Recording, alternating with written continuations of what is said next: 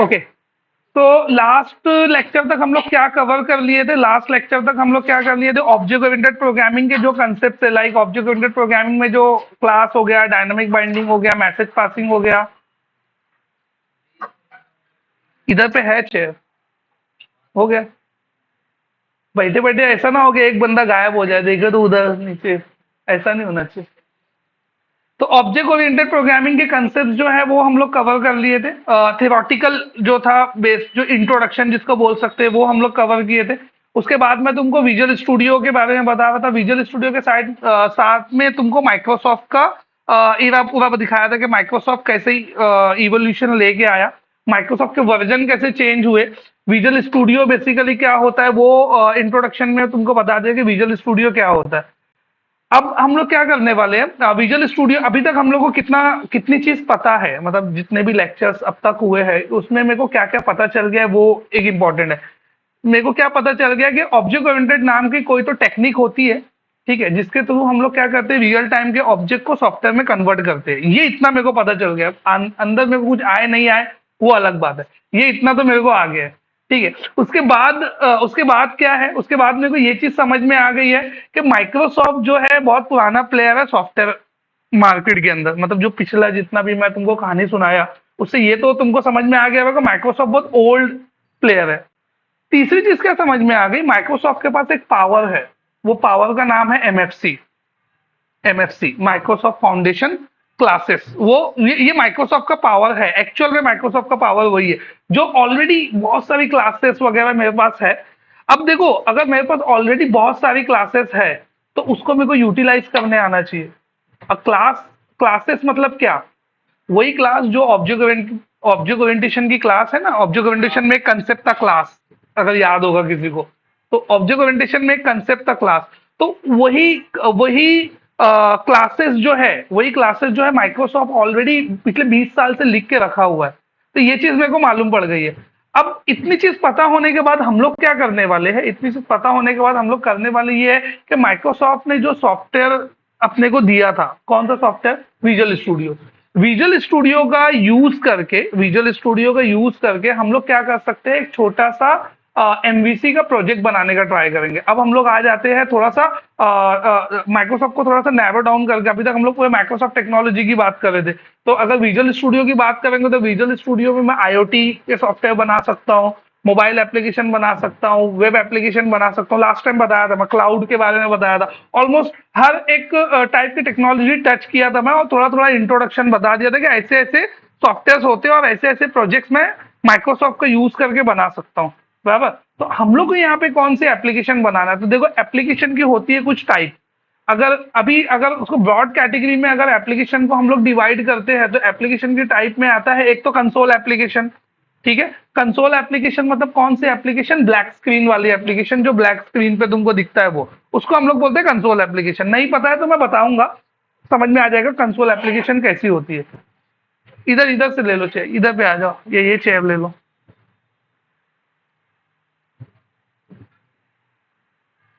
Fold कर लो उसको, fold करके लेके जाओ, नहीं तो किसी को लगा दोगे।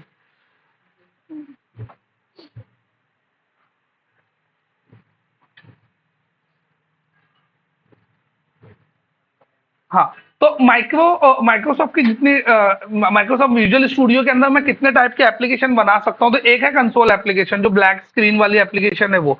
दूसरी एप्लीकेशन है जो वेब एप्लीकेशन, जो हम लोग टारगेट कर रहे हैं। मेरे जो अपना कोर्स है, जो कोर्स मैंने डिजाइन किया है उसके थ्रू तुम वेब एप्लीकेशन बना सकते हो। एक और एप्लीकेशन होती है जो डेस्कटॉप एप्लीकेशन होती है, वो ऐसी एप्लीकेशन जिसको रन होने के लिए इंटरनेट की जरूरत नहीं होती है। हाँ, रन होने के बाद वो इंटरनेट से कॉन्टेक्ट कर सकती है, लेकिन उसको रन होने के लिए एटलीस्ट जो हमारे लैपटॉप में इंस्टॉल्ड होती है, जैसे विनैम प्लेयर हो गया, तुम्हारा आई ट्यून हो गया, एमएस ऑफिस हो गया, जिसको तुमको इंस्टॉल करना होता है तुम्हारे लैपटॉप में उसको रन करने के। जैसे एमएस ऑफिस या एमएस वर्ड जब तक इंस्टॉल नहीं करोगे तुम यूज नहीं कर सकते, तो वो डेस्कटॉप एप्लीकेशन है। लेकिन फेसबुक इंस्टॉल करने की जरूरत नहीं है, इंस्टाग्राम इंस्टॉल करने की जरूरत नहीं है, बराबर। तो ऐसी एप्लीकेशन जो डायरेक्ट वेब से रन होती है वो वेब एप्लीकेशन है।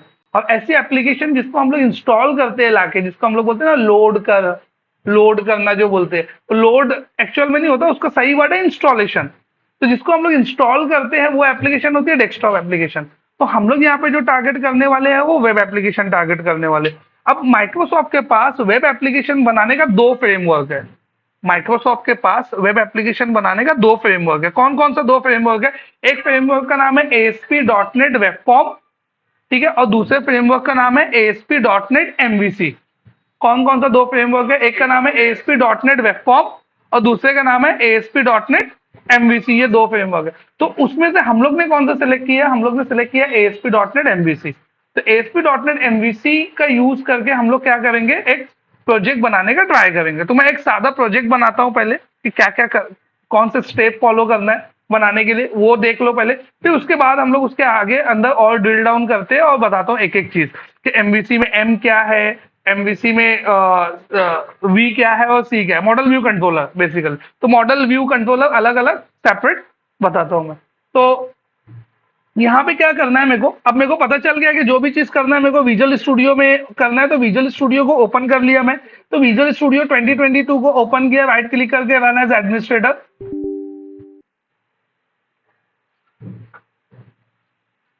ठीक है, यहाँ पे जाके मेरे को न्यू प्रोजेक्ट क्रिएट करना है। Create new project. जैसे तुम न्यू प्रोजेक्ट लोगे तो लास्ट टाइम जो एप्लीकेशन हम लोग क्रिएट किए थे वो थी ये कंसोल एप्लीकेशन, बराबर। अब की बार मैं डायरेक्ट वेब एप्लीकेशन पे जंप कर रहा हूँ। ठीक है, तो वेब एप्लीकेशन में क्या है? यहाँ पे आगे सेलेक्ट करना है तुमको वेब। ठीक है, तो यहाँ पे टेम्पलेट्स आएगा। देखो वेब में कितने सारे टेम्पलेट है। तो एक आता है कोर की एप्लीकेशन, जो कि मैं तुमको दो फ्रेमवर्क बताया था, एक ओल्ड वाला है एक न्यू वाला है। ओल्ड वाला जो फ्रेमवर्क है वो कौन सा है? वो डॉटनेट फ्रेमवर्क है। और जो न्यू वाला है वो डॉटनेट कोर है। तो ये डॉटनेट कोर की एप्लीकेशन है, ये हमको नहीं बनाना है। तो जो डॉटनेट फ्रेमवर्क की एप्लीकेशन रहेगी ना वो बनाना है। देखो यहाँ पे भी मॉडल व्यू कंट्रोलर है, लेकिन ये मॉडल व्यू कंट्रोलर किसमें है? डॉटनेट कोर में। तो ये भी हम लोग को नहीं चूज करना है। तो जो हम लोग को चूज करना है वो देखो यहाँ पे तुमको नीचे दिखेगा, ये दिख रहा है ASP.NET वेब एप्लीकेशन, उसमें लिखा डॉटनेट फ्रेमवर्क। तो डॉटनेट फ्रेमवर्क हम लोग को लेना है। अब ये टेम्पलेट के नीचे जो लिखा है थोड़ा सा पढ़ भी लेते हैं, पढ़ने के लिए लिखा है project template for creating ASP.NET application. ASP.NET की कोई भी एप्लीकेशन क्रिएट करने के लिए ये प्रोजेक्ट टेम्पलेट यूज होगा। प्रोजेक्ट टेम्पलेट क्या होता है? प्रोजेक्ट टेम्पलेट बोलते हैं किसको है? जो प्रोजेक्ट होता है ना, प्रोजेक्ट होता है एक्चुअल में collection of files. Multiple files जो होती है वो मिलके एक प्रोजेक्ट बनता है। तो कोई भी प्रोजेक्ट को इनिशियल लेवल पे कोई भी प्रोजेक्ट बनाने के लिए कुछ कॉमन फाइल्स होती है, कुछ कॉमन फाइल्स, कुछ कॉमन फोल्डर्स होते हैं जो हर प्रोजेक्ट के लिए रिक्वायर्ड रहते हैं। तो वो है ना, वो ऑटोमेटिक क्रिएट होके मिलता है। वो किसके थ्रू क्रिएट होके मिलता है? प्रोजेक्ट टेम्पलेट के थ्रू। तो हम लोग एक टेम्पलेट ले लेते हैं, वो टेम्पलेट को हम लोग सेलेक्ट करके जैसे क्रिएट करते हैं ना, तो ऑटोमेटिक कुछ फाइल्स बन के आ जाती है। समझिएगा, जैसे कंसोल एप्लीकेशन बनाने के लिए कुछ फाइल रिक्वायर्ड है, वेब एप्लीकेशन बनाने के लिए कुछ अलग फाइल रिक्वायर्ड है, वेब एपीआई बनाने के लिए कुछ अलग फाइल रिक्वायर्ड है। मेरी बात समझ रही है मैं क्या बोल रहा हूँ? तो ये मेरे को विजुअल स्टूडियो क्या बोलता है, तुम खाली मेरे को बताओ कौन से टाइप के एप्लीकेशन बनाना है, वो जो बेस फाइल्स है ना वो मैं तुमको क्रिएट करके दे दूंगा। तो यहाँ पे जो जो बेस फाइल क्रिएट करने की जो टेक्निक है उसको बोलते हैं टेम्पलेट। तो ये प्रोजेक्ट टेम्पलेट है। तो project template for creating ASP.NET application. अब वो बोले कौन कौन से टाइप के एप्लीकेशन तुम इसमें बना सकते हो। तो you can create ASP.NET web form, जो पहला फ्रेमवर्क बोला, और एमवीसी और वेब एपीआई। मतलब चाहे एमवीसी की एप्लीकेशन क्रिएट करना हो, चाहे वेब एपीआई क्रिएट करना हो, चाहे तुमको वेब फॉर्म क्रिएट करना हो, ये तीनों के लिए सेम टेम्पलेट यूज होएगा। विंडो खुला है क्या? मेरे को बहुत तेज आ रही है आवाज। वो भी बंद है, उसको भी बंद कर दो।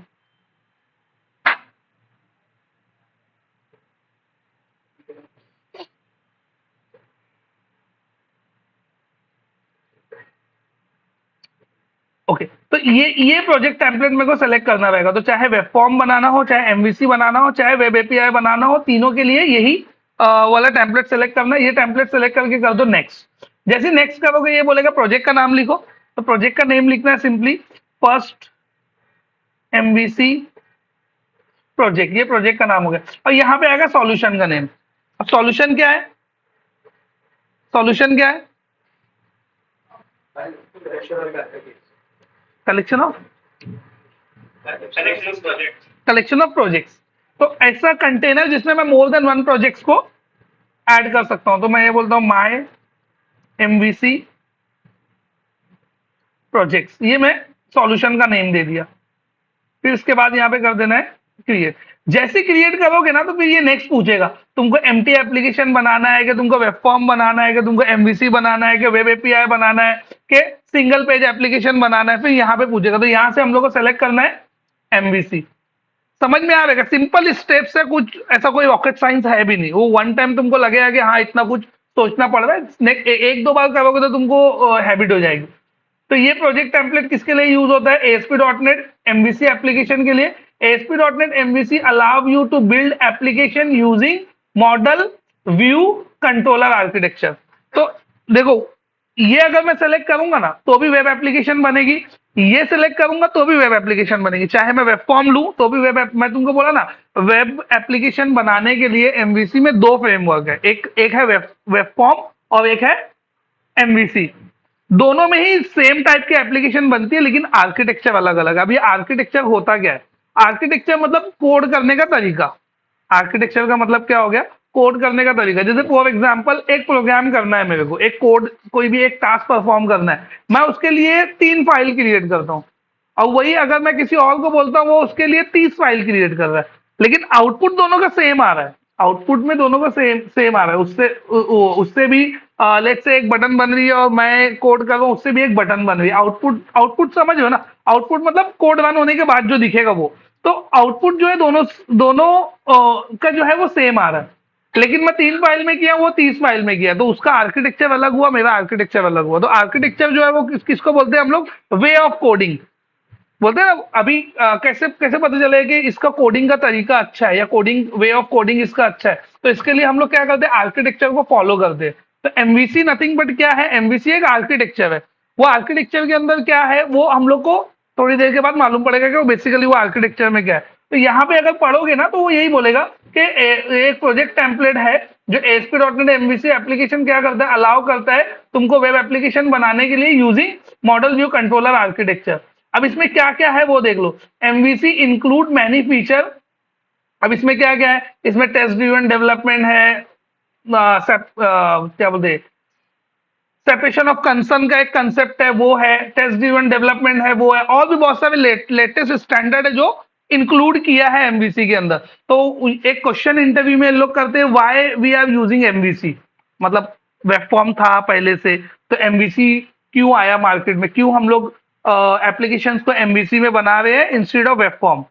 जबकि एमवीसी भी अब ओल्ड हो गया, एमवीसी के आगे भी डॉटनेट कोर का एमवीसी आ गया, मतलब वो भी है एमवीसी, आर्किटेक्चर सेम है, बस डॉटनेट कोर एमवीसी हो गया है वो। तो वो ऑलमोस्ट 80% सेम है, जो 20% जो है वो तुम सीख सकते हो आराम से, कोई भी एक छोटा सा ट्यूटोरियल देख के, अगर तुमको ये एमवीसी आ जाएगा तो। ठीक है, तो इसको मैं सेलेक्ट करता हूँ। इसको सेलेक्ट करके यहाँ पे देखो बहुत सारी चीज ऐड करने के लिए बोल रहे, लेकिन कुछ भी मैं यहाँ पर सेलेक्ट नहीं कर रहा हूँ, डायरेक्ट कर देता हूँ क्रिएट। जैसे मैं क्रिएट करूंगा तो ये क्या करेगा? प्रोजेक्ट क्रिएट करने का ट्राई करेगा। तो प्रोजेक्ट क्रिएट करेगा, प्रोजेक्ट में कुछ फाइल्स को ऐड करेगा, जो ऑलरेडी बूटस्ट्रैपर की फाइल रहती है एक प्रोजेक्ट के लिए रिक्वायर्ड, वो सब ऐड कर देगा। तो देखो ये प्रोजेक्ट बना, ये सॉल्यूशन बना दिया, ये सॉल्यूशन में एक प्रोजेक्ट ऐड कर दिया, ये वाला। ये प्रोजेक्ट के अंदर इतनी सारी फाइल और फोल्डर उसने खुद से बना दिया। अभी मैं कोई फाइल नहीं बनाया हूं, कोई फोल्डर नहीं बनाया हूं, कुछ भी नहीं बनाया हूं, ये खुद से बना है। अब मैं क्या करता हूँ? डायरेक्ट ये प्रोग्राम को रन करता हूँ। तो रन करने के लिए क्या करना है? रन करने के लिए ये दिख रहा है इधर, इस पे क्लिक करना है तो ये रन हो जाएगा, सिंपल। तो ये रन हो गया, ये रन हुआ तो ब्राउजर ओपन हो गया, ब्राउजर में उसका आउटपुट दिखेगा, जो भी आउटपुट आएगा वो ये तुमको सामने दिखेगा। अब देखो प्रीवियस जो भी एप्लीकेशन में बनाया था वो, और इसके अंदर देखो ये आउटपुट आया है। ठीक, तो प्रीवियस जो एप्लीकेशन में बनाया था वो और ये वाले एप्लीकेशन में क्या डिफरेंस है? उसका आउटपुट ब्लैक स्क्रीन पे था, अगर याद होगा तो। इसका आउटपुट किस पे है? वेब ब्राउजर में है, क्योंकि वेब एप्लीकेशन का आउटपुट हमेशा वेब ब्राउजर में आएगा। मतलब फेसबुक या इंस्टाग्राम को तुमको ओपन करने के लिए वेब ब्राउजर लगेगा। अब कोई में से ये भी क्वेश्चन कर सकता है, मेरे तो इसमें तो इंस्टा की ऐप है, मैं तो इंस्टा की ऐप के अंदर इंस्टा ओपन करता हूँ। तो वो जो ऐप है ना, वो ऐप एक्चुअल में है हाइब्रिड ऐप। तुम जब ऐप ओपन करते हो तो जो साइड का पैनल लोड होता है, जो लेकिन जो बीच के जो सेक्शंस है ना, जहाँ पे तुमको फीड्स दिखना स्टार्ट होता है, वो एक्चुअल में एक वेब ब्राउजर का कंपोनेंट रहता है, जो तुम्हारे जो सर्वर से वेब लाके रेंडर करता है। अगर वो डेस्कटॉप, अगर वो वेब ऐप नहीं होती तो नेट बंद करके इंस्टा ऑन करके दिखाओ। फीड लेके ही नहीं आएगा। तो वो फीड जो लेके आता है ना सर्वर से, जो भी, जैसे अभी फेसबुक है, फेसबुक का वॉल है, तो फेसबुक के वॉल पे मैं ओपन करूंगा तो मेरे फ्रेंड्स की गॉसिप दिखेगी, तुम ओपन करोगे तुम्हारे फ्रेंड्स की गॉसिप दिखेगी, लेकिन वो पेज एक ही है। तो जो ओपन करता है ना, जो जिसकी आईडी से ओपन करता है, वो उसकी आईडी की गॉसिप्स वो दिखाना स्टार्ट करता है। तो वो जो सेंट्रल कंसोल, ऐसा नहीं सबके लिए अलग अलग ऐप डिजाइन हुई है, उसको बीच में एक वेब ब्राउजर डाल के छोड़ दिया है। अब वो क्या करता है, पीछे से लाके लोड करता है और यहाँ पे लाके रेंडर करता है। तो जो जो सेक्शन बीच में लोड करता है वो एक्चुअल में वेब एप्लीकेशन है, और जो साइट का जो पैनल है वो मोबाइल ऐप है। तो जितनी भी ऐप बनी है, जैसे लास्ट टाइम में शायद पेटीएम के एग्जांपल दिया था, पेटीएम हो गया तुम्हारा। एक सबसे बेस्ट एग्जांपल है तुम्हारी अमेजोन की ऐप। कौन पता नहीं इसको कोई एक्सपीरियंस किया भी है कि नहीं। अमेजोन इंटरनेट बंद करने के बाद, अमेजोन की शॉपिंग वाली ऐप की बात कर रहा हूँ, अमेजोन की, जो अमेजोन ई कॉमर्स की ऐप जब तुम ओपन करोगे तो क्या आता है, नेट बंद करो तो कौन बताएगा? कुत्ता आता है। मतलब किया एक्सपीरियंस प्रॉपर, कभी देखे हो अमेजोन का कुत्ता? नहीं ध्यान दिए कभी? नेट बंद, नेट अपना पैक ही नहीं खत्म होता कभी। मेरा जियो है, 2 GB के बाद भी चलता है। तो कभी नेट ऑफ करके वो उसको ऑन करके देखना, तो तुमको क्या दिखाएगा?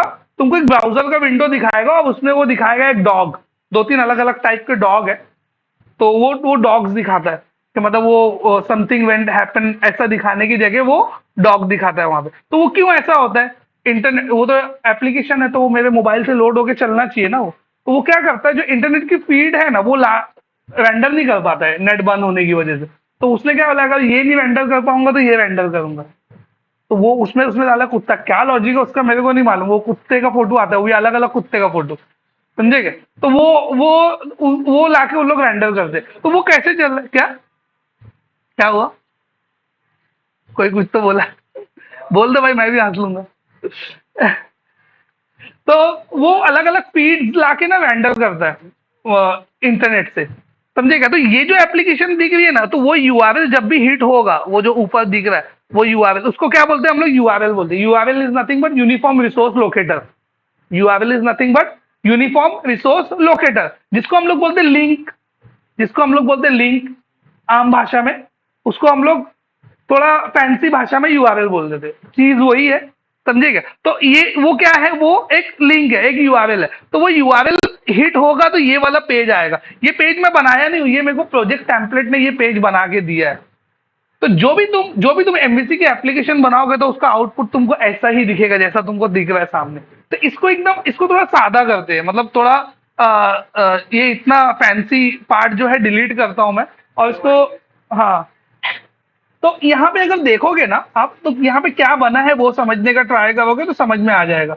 यहाँ पे कुछ फाइल्स ऑलरेडी बनी हुई है। तो इसमें एक फोल्डर है कंट्रोलर, एक फोल्डर है मॉडल, और एक फोल्डर है व्यू। यही एक्चुअल में एमवीसी का फंडा है। यही एक्चुअल में क्या है, एमवीसी का फंडा है। तो एमवीसी में कंट्रोलर क्या करता है, मॉडल क्या करता है, व्यू क्या करता है, अगर ये 3 चीज तुमको समझ में आ जाती है तो तुम एमवीसी एप्लीकेशन बना सकते हो आराम से। अब एमवीसी एप्लीकेशन तो तुम बना लोगे, फिर उसके लॉजिक कैसे लिखोगे? फिर उसके लिए तुमको आना चाहिए सी शार्प। लॉजिक लिख लिए, अब डेटा तुमको दिखाना है, डेटा दिखाना है, डेटा दिखाने के लिए तुमको आना चाहिए एचटीएमएल, सीएसएस और जावास्क्रिप्ट। डेटा तुमने दिखा दिया, यूजर से वैल्यू ले लिया, वो डेटा ले जाकर तुमको एप्लीकेशन बंद होने के बाद भी सेव रखना है, उसके लिए लगेगा तुमको एसक्यूएल। ये जो जितना अपने अपने जो टॉपिक्स है ना, वो एक्चुअल में नीड के ऊपर है। वो एक्चुअल में क्या है, नीड के ऊपर है। ये चीज के लिए यही चीज की जरूरत पड़ेगी तो चलो इसको भी कोर्स में ऐड कर देते। ऐसा नहीं सुबह उठा मेरा मन किया ये 5 चीज पढ़ाना है पढ़ाओ, वो नहीं है। वो सब नीड के ऊपर है। ये हम लोग पेज बनाए, पेज बनाने के बाद एक रिक्वेस्ट हिट हुई, ये डेटा है। डेटा दिखाना कैसे है, एचटीएमएल। अच्छा कैसे दिखाना है, सीएसएस। अच्छा दिखाएगा उसमें जान कैसे डालना है, जावास्क्रिप्ट। डेटा बना तो लिए, उसको पीछे ले जाके सेव कर, उसके लिए लॉजिक लिखना है, सी शार्प। फिर और डेटा बन गया है, अब प्रोजेक्ट बंद होने के बाद भी डेटा रहना चाहिए, एसक्यूएल डेटाबेस, जहां हम लोग स्टोर करेंगे डेटा आगे चल के, वो एसक्यूएल। मेरी बात समझ में आ रही है क्या? ये यही सब नीड है।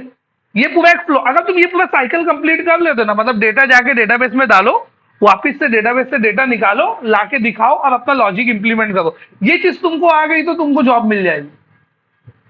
अब ये सब चीज के लिए लगेगा क्या? बहुत डिस्टर्बेंस है यार आज। तुम लोग को भी ऐसा फील हो रहा है क्या, ऐसा डिस्ट्रैक्शन हो रहा है क्या? यहाँ वाले लोग को तो हो ही रहेगा। उधर नहीं आ रही, ज्यादा तेज नहीं आ रही ना उधर, और क्या आ रही है? क्या चालू है? खामोश हो गए? कुछ और मांग लेता मैं। क्या बोलने आया था भूल गया। हाँ, तो अगर तुमको ये पूरा साइकिल घुमाने आ गया ना, लाइक डेटा यूजर से लेना, उसको प्रोसेस करना, उसको ले जाके डेटाबेस में सेव करना, फिर बाद में वो डेटा को, बाद में मतलब एप्लीकेशन बंद होने के बाद में वो डेटा को निकालना, ला के जितनी इंफॉर्मेशन रिक्वायर्ड है यूजर को दिखाना, यही चीज अगर तुम कर लेते हो ना, तो ये यही वेब एप्लीकेशन का काम है, यही। तो अब अगर तुम इसमें देखोगे, तुम ऐसी कितनी एप्लीकेशन को यूज कर चुके हो। स्कॉलरशिप का फॉर्म कौन कौन भरा है? बोले मैं हाथ नहीं उठाऊंगा, मैं गरीब नहीं हूँ। स्कॉलरशिप का फॉर्म, स्कॉलरशिप छोड़ो, अमीर लोग की बात करो, पासपोर्ट फॉर्म कौन कौन भरा है? पासपोर्ट का फॉर्म कैसे कैसे वर्क करता है पासपोर्ट का फॉर्म? कोई भी फॉर्म गवर्नमेंट का भरे होंगे ना कोई वेबसाइट पे जाके, पैन कार्ड का फॉर्म भरे ना।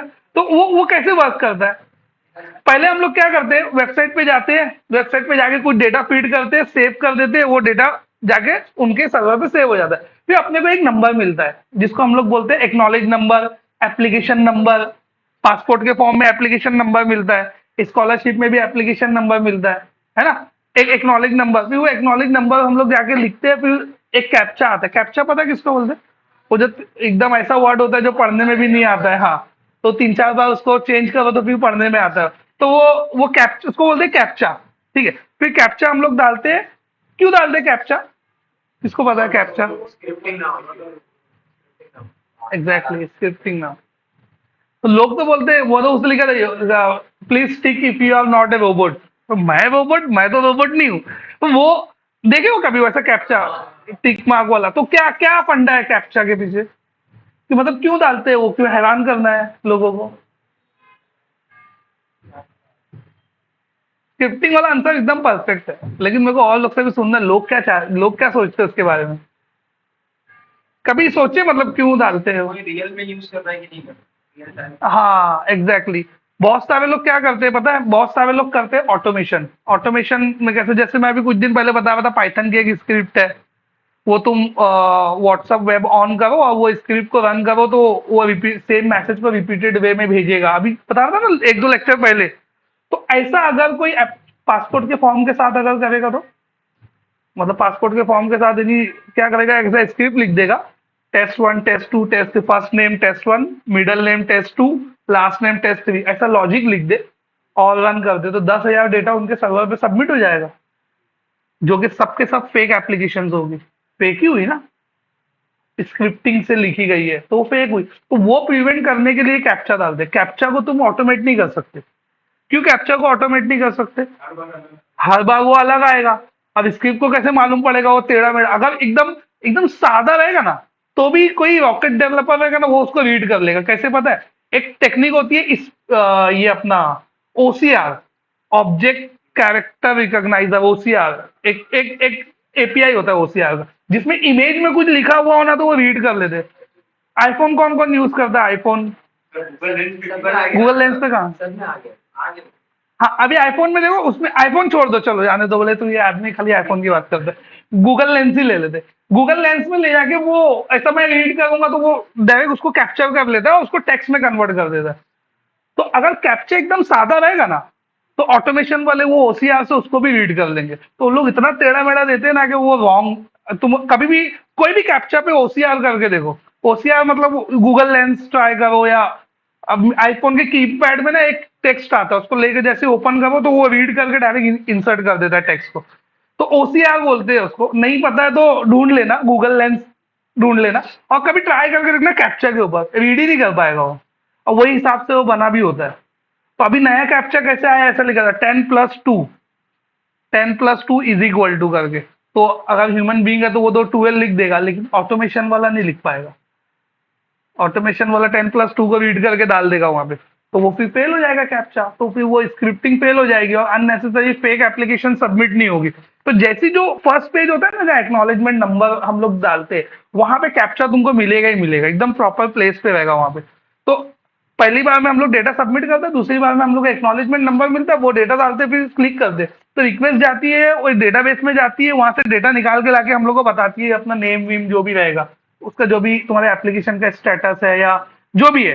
तो ये जो साइकिल है ना, ये साइकिल तुमको बनाने अगर आ गया तो तुम डेवलपर बन गए और तुमको जॉब भी मिल जाएगी आराम से, क्योंकि इसके ऊपर ही क्वेश्चन रहता है पूरा। पूरे इंटरव्यू में जो क्वेश्चंस आते हैं ना, ये साइकिल के ऊपर ही क्वेश्चन तुमको मिलेंगे, और यही साइकिल को हम लोग को सीखना है। तो एमवीसी में जो 3 पार्ट है, मॉडल, व्यू और कंट्रोलर, इसमें जो सबसे इंपॉर्टेंट पार्ट है वो है कंट्रोलर। क्या है कंट्रोलर? कंट्रोलर एक ऐसा पार्ट है एमवीसी का जो जो क्या करता है, पहले मैं बोल रहा हूं सुन लो, उसके बाद फिर मैं एक्सप्लेन करूंगा एक एक चीज, ठीक है। जो क्या करता है, कंट्रोलर एक ऐसा पार्ट है एमवीसी का जो वेब की रिक्वेस्ट को रिसीव करता है, उसको प्रोसेस करता है, रिजल्ट को जनरेट करता है और वापस क्लाइंट को भेज देता है। क्या बोला मैं? वेब एप्लीकेशन का एक ऐसा पार्ट जो रिक्वेस्ट को रिसीव करे। अब रिक्वेस्ट क्या है वो मैं थोड़ी देर में एक्सप्लेन करता हूँ। रिक्वेस्ट को, वेब की रिक्वेस्ट को रिसीव करेगा, उसको प्रोसेस करेगा, रिजल्ट को जनरेट करेगा और वापस जो रिक्वेस्ट किया ना उसको वापस रिस्पॉन्स भेजेगा। अब ये रिक्वेस्ट है क्या? रिक्वेस्ट क्या है? जैसे फॉर एग्जांपल मैं क्रोम ओपन किया, ब्राउजर में जाके मैं लिखा http://www.google.com, ब्राउजर में लिख रहा हूं मैं, ये मेरे ख्याल से सबको पता होगा, ब्राउजर पता है ना, क्रोम में जाके मैं google.com लिखा और एंटर हिट किया। जैसे ही मैं क्रोम में जाके google.com लिख के एंटर हिट करता हूं तो मेरा ब्राउजर क्या करता है, एक रिक्वेस्ट जनरेट करता है, that request is known as HTTP request. तो जब भी अब मैं HTTP रिक्वेस्ट बोलूंगा तो ये समझ जाना मैं कौन सी चीज की बात कर रहा हूं। मेरी बात समझ में आई? तो ब्राउजर क्या करता है, एक HTTP रिक्वेस्ट जनरेट करता है। वो HTTP रिक्वेस्ट कहां जाएगी ये कैसे मालूम पड़ेगा? तो जो जो मैं लिखा हूं ना google.com, तो वो डोमेन के ऊपर जाएगी, मतलब वो यूआरएल के अंदर, यूआरएल समझ गया ना अभी, वो यूआरएल के अंदर उसका एड्रेस होता है, तो वो एड्रेस पे चली जाती है रिक्वेस्ट। वो एड्रेस पे जब रिक्वेस्ट पहुंचती है तो सबसे पहले रिक्वेस्ट किसके पास आती है? सबसे पहले रिक्वेस्ट रिसीव होती है सर्वर पे, मतलब जो भी डोमेन सर्वर, अभी समझ गया ना, वो अपनी मशीन। इसमें मैं फाइल डाल के रखा हूँ, तुम लोग को दे दिया path.com, तुम लोग लिखोगे, तुम लोग path.com लिखोगे तो पहले रिक्वेस्ट जाएगी रजिस्ट्रार के पास, रजिस्ट्रार बोलेगा ये आईपी के पास जाना चाहिए, वो आईपी ये लैपटॉप को असाइन है, रिक्वेस्ट ये लैपटॉप के पास आएगी, ये लैपटॉप मेरा सर्वर है, तो सर्वर पे रिक्वेस्ट आई, तो जो रिक्वेस्ट आई है that is known as HTTP request, ठीक है। अब मैं लिखा http://www.google.com लिख के एंटर हिट किया, रिक्वेस्ट गई सर्वर के पास, सर्वर पे रिक्वेस्ट रिसीव हुई, तो कोई बंदा तो चाहिए ना रिक्वेस्ट को रिसीव करने के लिए जो बैठा रहेगा। जैसे फॉर एग्जांपल मैं एक बंदे को बोला कि तेरा काम है एडिशन करना, मैं जो भी नंबर दूंगा तो उसको ऐड करके मेरे को वापस भेजना, तो मैंने भेजा 10-20 दो नंबर, तो वो रिसीव करेगा, प्रोसेस करेगा, 10 और 20 का 30 रिजल्ट जनरेट करेगा और वापस मेरे को भेजेगा 30। यही काम होता है कंट्रोलर का, यही काम कंट्रोलर का होता है। तो कंट्रोलर जो है एप्लीकेशन का एक ऐसा पार्ट रहता है जो रिक्वेस्ट को रिसीव करता है। तो मैं लिखा http://www.google.com, वो रिक्वेस्ट गई सर्वर पे, सर्वर पे कोई बंदा रहेगा ना जो रिसीव करेगा, तो वहां पे रहेगा कंट्रोलर, कंट्रोलर उसको रिसीव कर लेता है। अब रिक्वेस्ट किस चीज की है वो देखता है, रिक्वेस्ट किस चीज के लिए वो रिक्वेस्ट है, तो रिक्वेस्ट को रिसीव करके उसको प्रोसेस करता है। वो देखता है कि हाँ ये बंदे ने रिक्वेस्ट भेजा है, मतलब इसको गूगल का पेज चाहिए, तो वो गूगल के सर्वर पे जाता है, गूगल का HTML निकालता है, उसका रिस्पॉन्स बनाता है, वापस क्लाइंट को देता है, वापस अपने पास आता है। क्या आता है? अपने पास आता है HTML, और अपने ब्राउजर पे वो HTML दिखने लगता है, तो अपने को गूगल का लोगो दिखता है, एक टेक्स्ट बॉक्स दिखता है, एक बटन दिखती है। ये होता है पूरा रिक्वेस्ट साइकिल के अंदर। तो रिक्वेस्ट क्लाइंट से निकली, क्लाइंट से निकल के सर्वर पे गई, सर्वर पे जाके प्रोसेस हुई, प्रोसेस होके रिस्पॉन्स बना, रिस्पॉन्स होके वापस क्लाइंट के पास आ जाती है। ये पूरे साइकिल को बोलते हैं रिक्वेस्ट रिस्पॉन्स लाइफ साइकिल। इसको क्या बोलते हैं? रिक्वेस्ट। यही आता है 10 मार्क्स के लिए वेब टेक्नोलॉजी में लिखना पड़ता है अपने को पेपर में, इसको बोलते हैं request response life cycle, that's it. ये पेपर में लिखते हैं, ठीक है। तो ये हो गया, रिक्वेस्ट रिस्पॉन्स लाइफ साइकिल। तो अब हम लोग कहाँ पे, हमारी जो एप्लीकेशन वो कहाँ पे वर्क करती है? वो वर्क करती है एक्चुअल में सर्वर पे। जो एप्लीकेशन हम लोग बनाएंगे वो कहाँ रहेगी? सर्वर पे। सर्वर पे वो एप्लीकेशन के अंदर तीन पार्ट रहेगा, एक रहेगा मॉडल, एक रहेगा व्यू, एक रहेगा कंट्रोलर। तो जो रिक्वेस्ट को रिसीव करने का काम है वो काम कंट्रोलर का रहता है। तो रिसीव करना, उसको प्रोसेस करना, रिजल्ट को जनरेट करना और वापस से सेंड कर देना, ये कंट्रोलर करता है। अब इतनी सारी रिस्पॉन्सिबिलिटी है कंट्रोलर की, मतलब इतनी सारी चीज वो कर रहा है ना। तो जब हम लोग कंट्रोलर बनाएंगे तो हम लोग को भी ये सब चीज करना पड़ेगा, हम लोग को भी ये सब चीज करना पड़ेगा आगे। अभी कुछ नहीं, जितना मैं बोला उतना समझा। कंट्रोलर बेसिकली क्या है, तो ये है कंट्रोलर। अब आ जाता है मॉडल, ठीक है। तो मॉडल नहीं, अभी इसके बाद ले लेता हूँ व्यू, मॉडल बाद में लेता हूँ। रिक्वेस्ट आई, ठीक है। रिक्वेस्ट आई तो कंट्रोलर ने उसको पिक किया, कंट्रोलर उठाया, कंट्रोलर उसको देखा कि हाँ ये रिक्वेस्ट है, उसको प्रोसेस किया, प्रोसेस प्रोसेस करके रिजल्ट जनरेट किया। जब रिजल्ट जनरेट करने लगता है ना, तो वो ये देखता है कि क्लाइंट को ये आउटपुट कैसा दिखाना है। जैसे फॉर एग्जांपल तुमने तो लिखा है http://www.google.com, बराबर। तो तब तक तो क्रोम ब्लैंक था, फिर तुमने इंटर हिट किया, फिर उसके बाद आके वो गूगल का पेज भी दिखता है ना। तो ये डिसाइड किए रहेंगे ना गूगल वाले कि यहाँ लोगो दिखना चाहिए, यहाँ पे टेक्स्ट बॉक्स आना चाहिए, यहाँ पे बटन आना चाहिए, जो डिजाइन जो होता है। तो वो बेसिक यूआई, तो जो बेसिक जो डिजाइन है, बेसिक जो डिजाइन है वो कौन डिसाइड करता है, वो डिसाइड करता है व्यू। व्यू मतलब पेज क्लाइंट को कैसा दिखेगा, ये डिसीजन कौन लेता है, व्यू। रिक्वेस्ट को रिसीव कौन कर रहा है, कंट्रोलर। दिखाना कैसे है वो कौन बता रहा है, व्यू। अब ये तो हो गया दिखाने का। अब तीसरी चीज आती है कि मैं ये तो डिसाइड कर लिया कि यहाँ पे नेम आना चाहिए, नेम करके लिखा आना चाहिए, और यहाँ पे एक्चुअल में Fahad, name Fahad, middle name भैया, सरनेम मोमिन, ये ऐसा दिखाना है। लेकिन जो एक्चुअल डेटा है, जो एक्चुअल डेटा है वो तो बदलेगा। अगर मैं रिक्वेस्ट कर रहा हूं तो मेरा नाम, ठीक है। साकिब रिक्वेस्ट कर रहा है तो साकिब का नाम, श्रैम रिक्वेस्ट कर रहा था श्रैम का नाम, तो वो तो बदलेगा, नेम लेबल वही रहेगा लेकिन नाम बदलेगा, बराबर। तो जो डेटा है, डेटा कौन लाके देता है, डेटा लाके देता है मॉडल। जो एक्चुअल डेटा है रिक्वेस्ट को कौन लाके देता है, मॉडल। तो तीनों को तीन तीन पार्ट है, तीनों का अपना अपना काम है, वो तुमको समझना पड़ेगा। तो फिर से रिपीट कर रहा हूं, नहीं समझ में आया तो वापस से सुनो, ठीक है। जो रिक्वेस्ट रिस्पॉन्स लाइफ साइकिल मेरा है, अभी ये समझ गया रिक्वेस्ट रिस्पॉन्स लाइफ साइकिल क्या होता है। इसमें किसी को कोई डाउट है, request response life cycle, request response life cycle, Mohammad, क्या नाम है, अली, अली नाम है ना, समझा। रिक्वेस्ट रिस्पॉन्स लाइफ साइकिल पढ़ेगा भी, था ना। हाँ, तो रिक्वेस्ट रिस्पॉन्स लाइफ साइकिल के अंदर, रिक्वेस्ट रिस्पॉन्स लाइफ साइकिल में दो पार्ट होता है, एक तो क्लाइंट का पार्ट और एक तो सर्वर का पार्ट। क्लाइंट से रिक्वेस्ट शुरू होती है, क्लाइंट पे रिक्वेस्ट खत्म होती है। ये समझा ना क्या बोला मैं, क्लाइंट से शुरू होती है और क्लाइंट पे ही खत्म होती है। क्लाइंट से जाती है पहले सर्वर पे, सर्वर पे प्रोसेस होकर रिस्पॉन्स लेके, तो क्लाइंट से जब निकलती है तो वो होता है एचटीटीपी रिक्वेस्ट, और क्लाइंट के पास जब वापस आती है तो वो होता है एचटीटीपी रिस्पॉन्स। वो क्या होता है, एचटीटीपी रिस्पॉन्स। तो ये दो चीज समझने वाली है, ठीक है। इसको थोड़ा गूगल करना, जाके तुमको एक डायग्राम मिलेगी गूगल पे, रिक्वेस्ट रिस्पॉन्स लाइफ साइकिल की एक डायग्राम मिलेगी। मतलब एक ब्राउजर बना होगा या एक मशीन बनी होगी या एक साइड में एक सर्वर बना होगा, एचटीटीपी रिक्वेस्ट जाएगी, फिर प्रोसेस होगी, फिर वापस आएगी, फिर क्लाइंट को दिखेगी, ऐसा कुछ तो डायग्राम रहेगा। थ्योरेटिकल चीज है वो नहीं भी समझ में आया तो ठीक है। इसने इतनी पूरी बात में समझने वाली चीज क्या है पता है, जो ब्राउजर के अंदर मैं यूआरएल लिख के, यूआरएल या लिंक जिसको तुम लोग बोलते हो, यूआरएल या लिंक लिख के मैं जब एंटर हिट करता हूं तो एक रिक्वेस्ट जनरेट होती है, उसको एचटीटीपी रिक्वेस्ट बोलते हैं। और जो पेज दिखता है वो सर्वर से रिस्पॉन्स आना शुरू होता है। देखो इंटरनेट स्लो रहता है तो लोडिंग दिखाता है, तो जो लोडिंग दिखाता है वो रिस्पॉन्स आते रहता है, धीरे धीरे आता है जमा होता है, फिर पेज दिखता है, समझिएगा। तो जो जो बैक आना शुरू होता है उसको हम लोग एचटीटीपी रिस्पॉन्स बोलते हैं। ये दो चीज इसमें समझ में आ जाना चाहिए।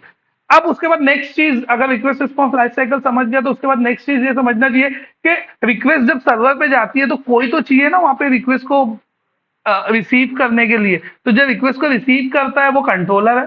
तो कंट्रोलर क्या करता है, रिक्वेस्ट को रिसीव भी करता है, प्रोसेस भी करता है और रिजल्ट भी जनरेट कर देता है। अब रिजल्ट को कुछ डेटा लगता है, रिजल्ट को कुछ डेटा लगता है, वो देता है मॉडल। अब डेटा तो आ जाता है, वो डेटा को दिखाना कैसे है वो बताता है व्यू।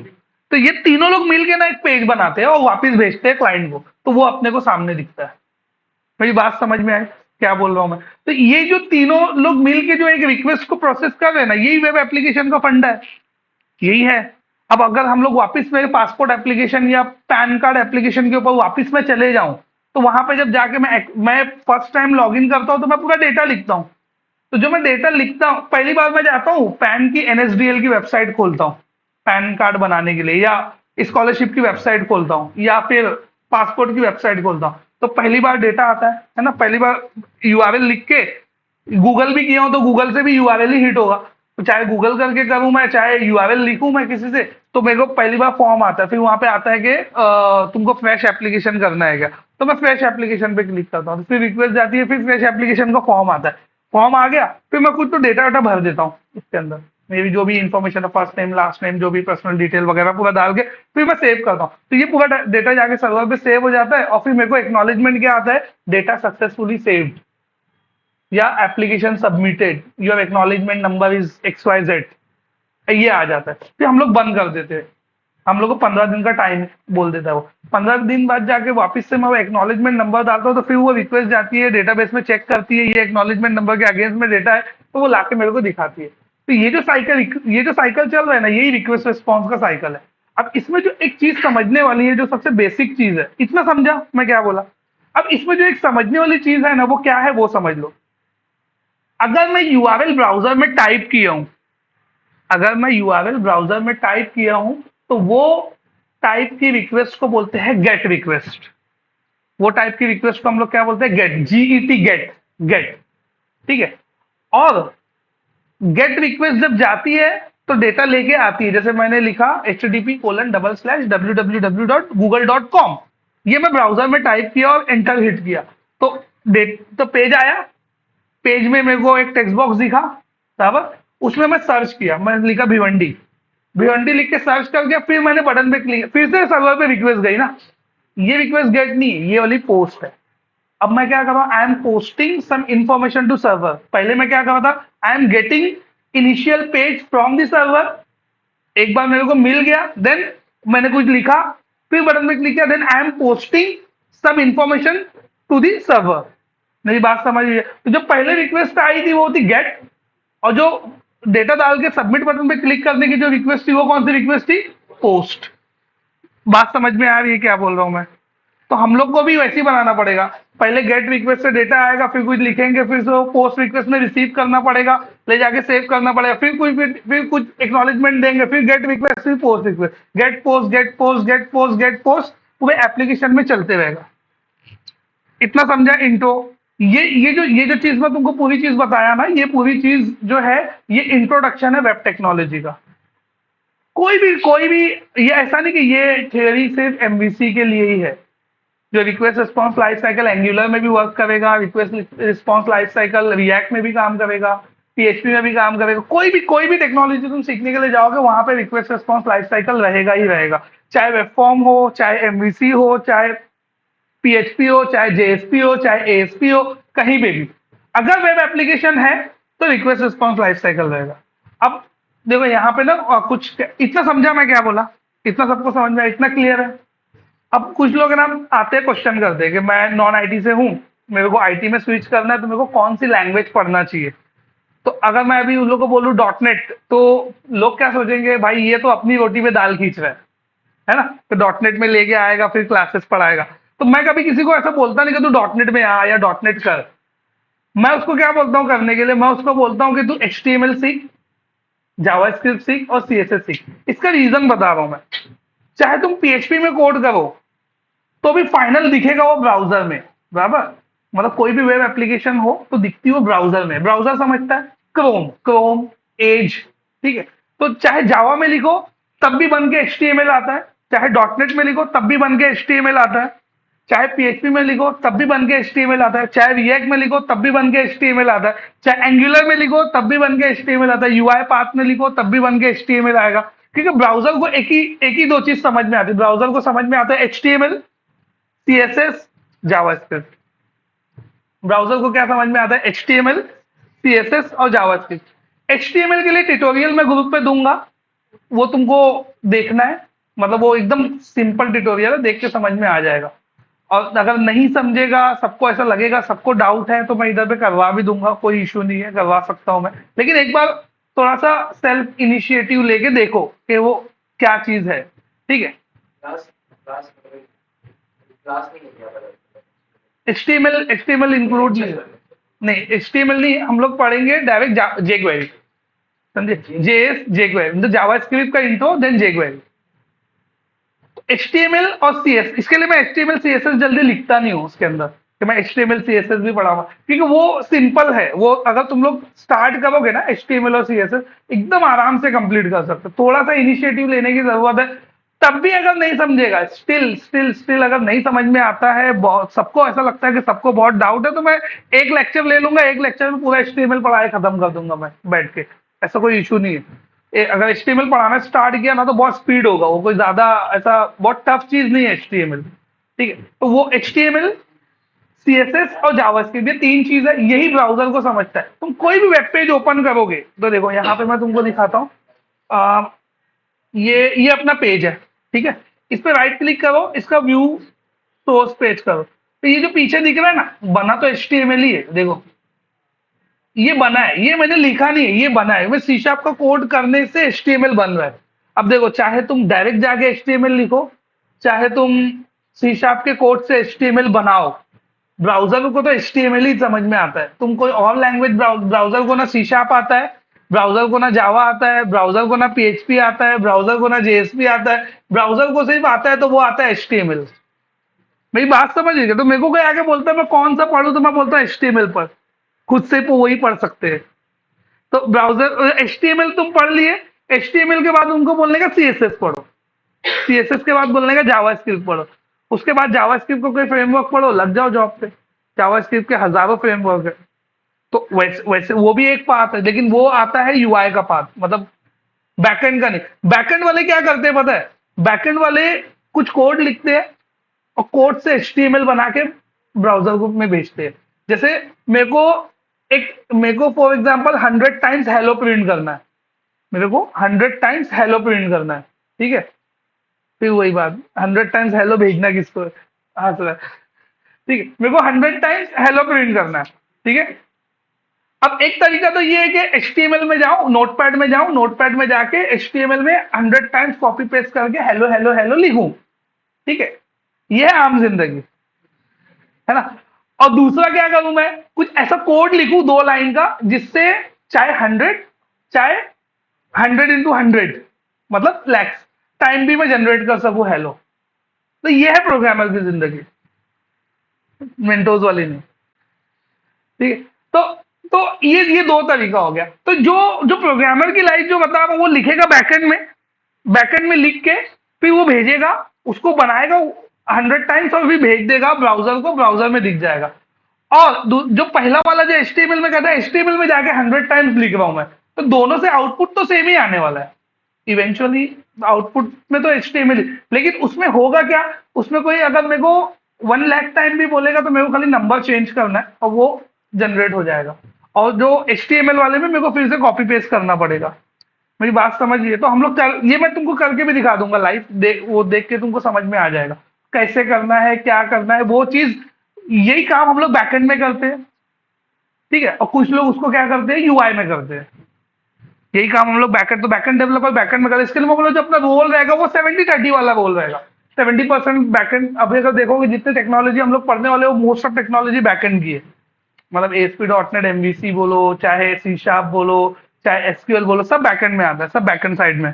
तो मोस्ट ऑफ जो थिंग रहेगी वो बैकएंड साइड में रहेगी। बहुत कम चीज हम लोग यूआई की लेते हैं। यूआई में हम लोग बूटस्ट्रैप लिए है, जेक्वेरी लिए है, और बूटस्ट्रैप है, जेक्वेरी, जावास्क्रिप्ट, बस इतनी चीजें यूआई में।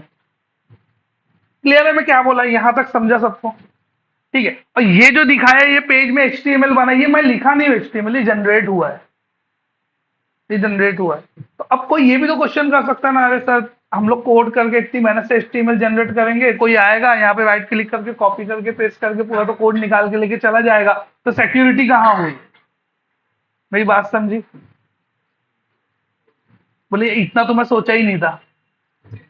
हाँ, और पीछे जो फाइल से करोगे ना, एग्जैक्टली जहां से कोड जनरेट हो रहा है, जो मैं 2 लाइन का कोड लिखा हूँ, वो 2 लाइन के कोड से 1000 लाइन जनरेट हुई है। उसको 1000 लाइन तो मिलेगी, लेकिन वो 2 लाइन नहीं मिलेगी। तो वो बना कैसे है कोड? वो लॉजिक नहीं मिलेगा ना उसको, क्योंकि वो तो सर्वर पे रहेगा। क्लाइंट पे तो फाइनल एचटीएमएल आता है। बात समझ में आ रही है? अगर रिक्वेस्ट रिस्पॉन्स लाइफ साइकिल सुनो, भाई आया समझा के जाएगा, अभी सुनो। बोले बात समझ में आ गई, बोलता है नहीं। रिक्वेस्ट रिस्पॉन्स लाइफ साइकिल में अब तुम वेब एप्लीकेशन बनाने जा रहे हो, ठीक है? वेब एप्लीकेशन कहाँ पे रहेगी? नहीं, सर्वर पे। तुम सर्वर पे बना के वेब एप्लीकेशन तुम बना के डाल देते हो कोई एक सर्वर पे। सर्वर का कंसेप्ट क्लियर है, जो लास्ट टाइम बोला था। कोई तो एक हाई कॉन्फ़िगरेशन वाली मशीन रहेगी जो 24 घंटा चलेगी, दैट्स कॉल्ड सर्वर। तुम उस पे डाल दिए वो एप्लीकेशन को बना के। अब वो एप्लीकेशन को तुम लोगों को अवेलेबल कैसे करवाओगे? With the help of public IP, domain name, बराबर, उसके थ्रू कराओगे। तो पहले उसके लिए बहुत मेहनत लगती थी, लेकिन अब गोडैडी और बिग रॉक और होस्टिंग राजा ये लोग ने बिजनेस चालू कर दिया है। इनके पास सर्वर, तो इनको तुम दोगे फाइल, वो फाइल अपने सर्वर पे डाल देंगे, तुमको एक डोमेन दे देंगे खरीद के, वो डोमेन से लिंक कर देंगे, और वो तुम बोलोगे कि ये डोमेन हिट करोगे तो मेरी वेबसाइट, मेरी एप्लीकेशन चलेगी। तो तुम्हारी एप्लीकेशन एक्चुअल में कहाँ है? लोगों की मशीन में है कि सर्वर पे? सर्वर पे, बराबर। तो मेरा क्वेश्चन यही था कि एप्लीकेशन कहाँ रहती है? सर्वर पे। ये क्लियर है? बराबर। अब नेक्स्ट मैं क्या बोल रहा हूँ? नेक्स्ट मैं ये बोल रहा हूँ, कोई बंदा यूआरएल हिट करेगा, जो भी यूआरएल या लिंक जो तुम दोगे वो हिट करेगा कोई बंदा। वो बंदा जैसे हिट करेगा तो रिक्वेस्ट जाएगी सर्वर पे। सर्वर पे जाके कुछ कोड एग्जीक्यूट होगा उधर साइड में। वो 2 लाइन का कोड 10,000 लाइन की एचटीएमएल बनाएगा और यहाँ भेज देगा। वो 2 लाइन का कोड 10,000 लाइन का एचटीएमएल बना के या वापस भेज देगा, बराबर। अभी 10,000 लाइन का एचटीएमएल राइट क्लिक करके कॉपी करके कोई निकाल भी लिया, लेकिन अपना जो 2 लाइन का लॉजिक है वो तो सेफ है ना। यही तो बोल रहा हूं मैं, नहीं समझे? सर्वर पे थोड़ी घुस के वो निकाल पाएगा, सर्वर पे तो नहीं निकाल सकता ना वो। उसके पास, क्लाइंट के पास क्या आता है? Final response. रिस्पॉन्स में क्या है? एचटीएमएल। वही उसको मिलेगा, उसको उसको अपना कोड नहीं मिलेगा। तो ऐसा कुछ नहीं है कि सिक्योरिटी ब्रीच हो जाएगी, ऐसा कुछ नहीं होगा। तो ये बेसिक फंडा है वेब एप्लीकेशन का, ये बेसिक फंडा है।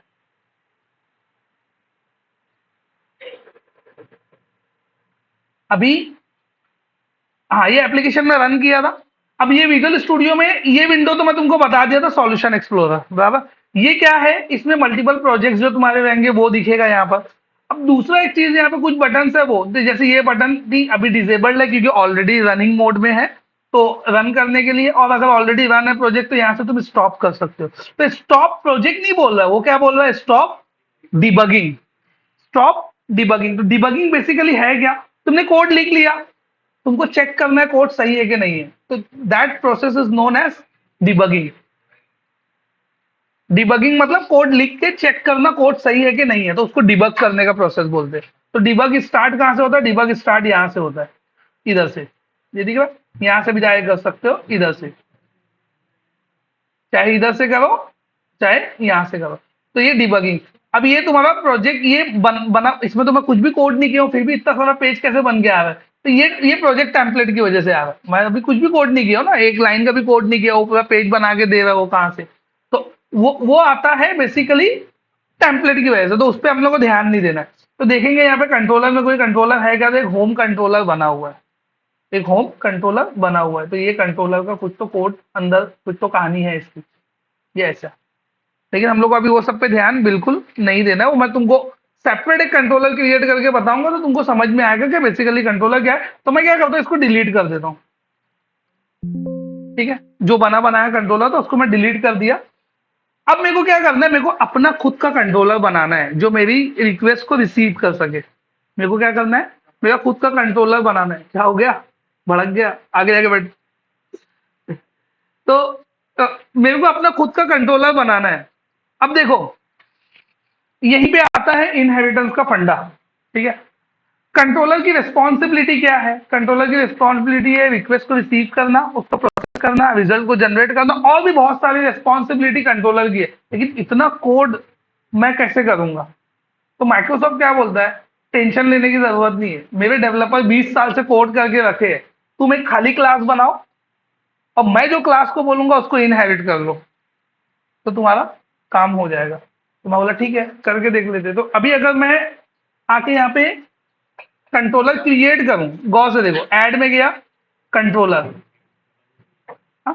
MVC5 एमटी कंट्रोलर, और कंट्रोलर का नेम मैं बोल देता हूं टेस्ट, ठीक है, टेस्ट, और ऐड किया।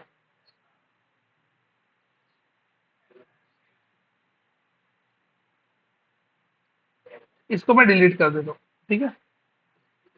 तो क्या बना, एक क्लास बनी। अगर मैं इसको हटा दूं यहां से, तो ये एक सादी सी क्लास है, दैट्स इट। जो हम लोग ऑब्जेक्ट ओरिएंटेशन में जो क्लास पढ़े तो वही क्लास है, कुछ कोई रॉकेट साइंस नहीं है उसके अंदर, कोई कोड भी नहीं लिखा है, ठीक है। अगर ये चीज में लगा दिया तो इसका मतलब क्या हो रहा है, इनहेरिटेंस हो रही। तो कंट्रोलर क्लास अपनी पूरी कैपेबिलिटी किसमें डाल रही है, टेस्ट कंट्रोलर के अंदर। अब इसके अंदर पहले ये तो मालूम होना चाहिए ना, टेस्ट, ये वाली जो क्लास है ये किसकी है और ये कौन बना के दिया है। तो इसको ऐसा कंट्रोल प्रेस करने का, कंट्रोल और एरो ऐसा करोगे तो ये लिंक बन जाएगा, और इसको क्लिक करोगे तो ये चला जाएगा, वहां पर ओपन हो जाएगा कि ये कौन बना के दिया है। समझा मैं क्या बोला, फिर से कर रहा हूं, देख लो। ये मैं क्या कर रहा हूं, कंट्रोल प्रेस किया, कंट्रोल प्रेस करके एरो लेके गया इसके ऊपर, ये ओपन हो गया। तो ये कौन दिया है बना के, ये माइक्रोसॉफ्ट वालों ने बना के दिया है पहले से। ये क्लास का नाम क्या है, कंट्रोलर, और इसके अंदर पूरी कैपेबिलिटी इन्होंने डाल दिया। देखो कितना कोड लिखा है अपने लिए। इन्ना लिल्ला है ना।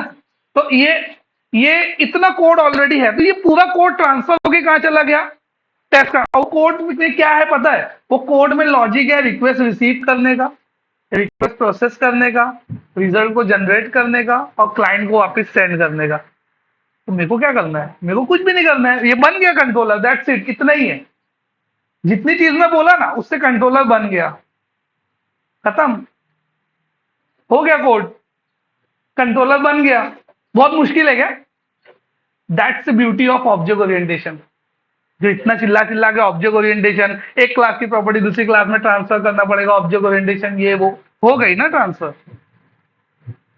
समझ में आ रहा है कुछ, बन गया कंट्रोल। कोई रॉकेट साइंस करने की जरूरत नहीं, कुछ लगाने की जरूरत नहीं, पूरा कोड किया हुआ। 20 साल से जो माइक्रोसॉफ्ट वाले लोग कोड कर रहे हैं वो है उसके अंदर, वो मिल गया अपने को, और हम लोग को कोई भी कोड नहीं करना पड़ा। अब ये रिक्वेस्ट रिसीव भी करेगा, प्रोसेस भी करेगा, रिजल्ट भी जनरेट करेगा, और आउटपुट भी दिखाएगा। ये सब कैपेबिलिटीज के अंदर आ गई। किसको किसको समझा, ऐसे छोड़ो, किसको नहीं, क्या सबका अपना अपना एपीआई है। जावा वाले लोग के पास अपना एपीआई है, ओरेकल वालों का अपना एपीआई है। अपन तो यहाँ माइक्रोसॉफ्ट की बात करेंगे ना। समझ में आया क्या। तो ये पावर कैसे मिला, ये पावर मिला एमएफसी की वजह से, ये पावर मिला जो ऑलरेडी एग्जिस्टिंग कोड की वजह से, ये पावर मिला विजुअल स्टूडियो की वजह से। इनहेरिट भी तो नहीं करना पड़ा ना, कंट्रोलर क्रिएट कर इनहेरिट भी करके दे दिया। वो भी तुमको याद नहीं रखना है कि किससे इनहेरिट करना है। मैं क्या किया, राइट क्लिक किया, कंट्रोलर ऐड कंट्रोलर किया, तो उसको समझ में आ गया कि कंट्रोलर बनाना मतलब इनहेरिट भी उसी से करना है, बना दिया उसने, कंट्रोलर बन गया। अब मैं क्या चाहता हूं कि एक पेज आना चाहिए, वो पेज में मेरा नाम लिखा हुआ आना चाहिए। ब्राउजर का एक पेज आना चाहिए, कोई तो एक मैं यूआरएल हिट करूंगा, कोई तो मैं एक यूआरएल हिट करूंगा। वो यूआरएल हिट करने के बाद क्या होना चाहिए, मेरा नाम लिखा हुआ आना चाहिए। तो अब देखो, इसको रन करने का ट्राई करते हैं। तो पहले इसको रन करता हूं, तो नाम तो लिखे ही नहीं, तुम आएगा कहां से।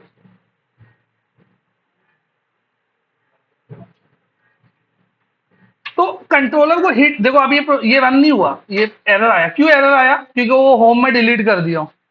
तो कंट्रोलर को कॉल कैसे करते, कैसे कैसे ये कोड को मैं कॉल करूंगा। तो जो भी तुम्हारा सर्वर का नेम रहेगा ना, ये सर्वर नेम है, ठीक। अभी ये लोकली होस्ट हुआ है, इसका कंसेप्ट मैं थोड़ा आगे चल के बताऊंगा ये क्या है। फिलहाल ये तुम्हारा सर्वर नेम है, जैसे google.com है ना। तो अभी मैं एक मशीन खरीदूं, उसके लिए एसी लगाऊं, फिर उसमें फाइल डालूं, इतना इतना करने की जरूरत नहीं पड़ती है। तो एक टेस्टिंग पर्पस के लिए एक खुद से सर्वर बन जाता है। वो सर्वर का नाम है IIS। ये दिख रहा है नीचे नीचे नीचे, ये तो दिख भी रहा है क्या?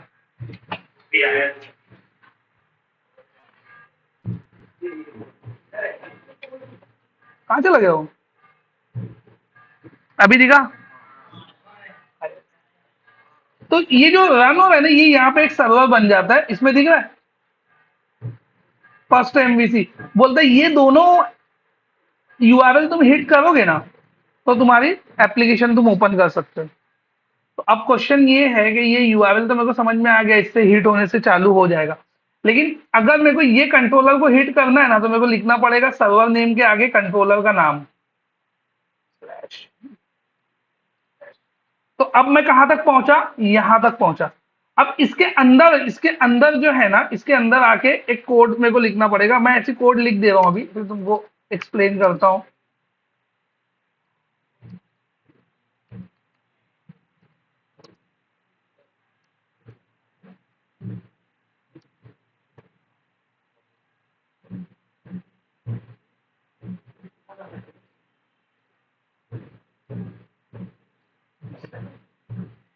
अब मेरे को ये यहां तक तो मैं पहुंच गया हूं। मेरे को ये वाला कोड अगर एग्जीक्यूट करना है, तो मेरे को ये लिखना पड़ेगा। तो ये URL कैसा बन जाएगा? तो लेकिन वापस रन करना पड़ेगा।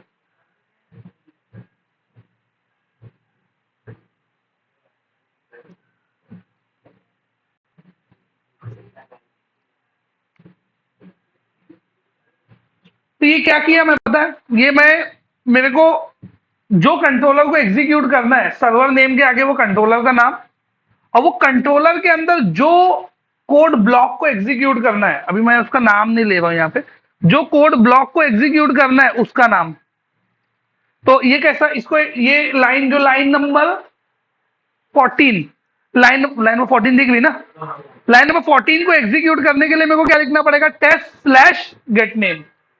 टेस्ट/गेट नेम। जैसे ही मैं वो हिट करूंगा, तो वो ये प्रिंट करेगा। तो देखो अभी यहाँ पे मेरे को वो प्रिंट दिख रहा है।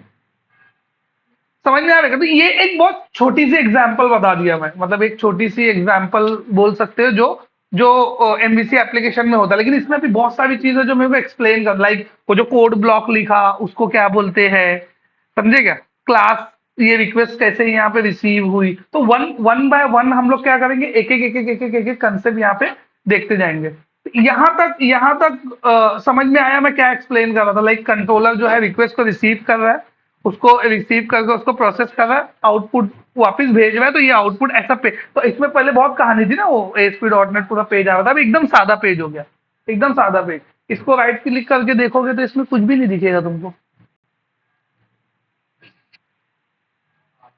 HTML नहीं जनरेट हुआ, खाली जितना दिख रहा है वही है। तो इसको हम लोग कैसे किए? हम लोग C# का कोड लिखे, C# के कोड से कुछ जनरेट किया और यहाँ पे ब्राउजर में भेजे। तो अब ये तो मैं खाली अपना नाम लिख के भेजा, ऐसे तुम HTML भी जनरेट करके भेज सकते हो। कुछ जो भी तुमको जनरेट करना है, वही तो मेन लॉजिक है। तो जो जनरेट करने के लिए जो लैंग्वेज लगेगी वो C# है। जनरेट करने के लिए जो लैंग्वेज लगेगी C# है। दिखाने के लिए जो लैंग्वेज लगेगी वो HTML है। समझे क्या? लोग बोलते हैं इतनी सारी लैंग्वेज क्यों एक साथ .NET डेवलपर को पूछते हैं, क्योंकि वो सब की जरूरत है। क्योंकि एक .NET डेवलपर का इंटरव्यू होता है, तो उससे HTML भी पूछते हैं, उससे CSS भी पूछते हैं, उससे जावास्क्रिप्ट भी पूछते हैं, उससे SQL भी पूछते हैं, उससे C# भी पूछते हैं, उससे लिंक्यू भी पूछते हैं, उससे डिजाइन पैटर्न भी पूछते हैं। समझे क्या? मतलब वो ऐसा हो जाता है कि हर चीज, यानी डेटाबेस से लेके फ्रंट एंड से लेके हर चीज पूछते हैं उससे। पूरी इंटरव्यू में तुमको हर चीज मिलेगी, हर चीज। तो उस, क्योंकि बंदा काम किए रहेगा तो उसको हर चीज आएगी। और हम लोग क्या करेंगे पता है? हम लोग यहाँ पे लाइव एक एक चीज बनाते चले जाएंगे। अभी जो तुम लोग से पहले वाला जो बैच है, उसको अराउंड 2.5 महीने के करीब हुआ है, और उसमें जो है फर्स्ट बंदे का ऑफर निकल गया 2.5 महीने में। एक बंदे के पास ऑफर आ गया, दूसरे का पाइपलाइन में। और क्या पाइपलाइन मतलब अभी आने वाला है, वो वाला पाइपलाइन नहीं। पाइपलाइन मतलब अभी आ जाएगा, समझे? मतलब उसका 2 राउंड क्लियर हो गया, लास्ट राउंड उसका मंडे को है, और एक बंदे का ऑलरेडी ऑफर निकल गया। मतलब 2.5 महीने में वो 2 लोग ने ऑफर निकाल लिया। अभी और उन लोगों को मैं सिर्फ कितना पढ़ाया हूँ पता है? उन लोगों को सिर्फ 20% ही कंप्लीट हुआ है अभी उन लोगों का। 30 बोल सकते हो, 30% complete, 30% C sharp, 30% SQL, 30% MVC का पार्ट। और अब मैं उन लोगों को ड्रिल डाउन करना स्टार्ट किया हूँ, मतलब अब वो लोग एक्चुअल में वो लोगों को कोडिंग स्टार्ट किया हूँ। लेकिन उतने में ही वो लोग को वो लोग ने इंटरव्यू दिया और उन लोग को जॉब मिल गई। जो कुछ लोग तो दे ही नहीं रहे थे, जो लोग दे रहे हैं वो लोग को मिल गई। एक ऑफर निकल गया पहला। तो मंडे के दिन उसका फाइनल, मतलब ऑलमोस्ट डन है, ऑफर ऑलमोस्ट डन है। ठीक है। जो क्योंकि एचआर की तरफ से उसका आ गया है, डॉक्यूमेंटेशन हो गया, मंडे के दिन उसके हाथ में फाइनल ऑफर आ जाएगा, ऐसा है। क्योंकि मैं ही सब डॉक्यूमेंट वगैरह देता हूँ तो मेरे को पता रहता है कि किसका प्रोसेस कहाँ तक चल रहा है। क्या इतने में, इतने में जॉब लगेगी बोलना? अभी तो अपना 2% भी नहीं हुआ, अभी तो शुरू किया। अभी तो जस्ट टच किया हूं मैं एमवीसी। तुमको पहला कंसेप्ट कंट्रोलर बताया कि कंट्रोलर बनाना कैसे। तो कंट्रोलर बनाने के लिए एक क्लास लो, उसको इनहेरिट करो, दैट्स इट, ये बन गया कंट्रोलर। फिर उसके बाद एक कंसेप्ट आता है एक्शन। उसके बाद एक कंसेप्ट आता है एक्शन, लेकिन वो मैं आज नहीं पढ़ाऊंगा, ये मेरे को ना सर दुख रहा है। क्या हुआ, कौन बोला? डायरेक्ट मतलब?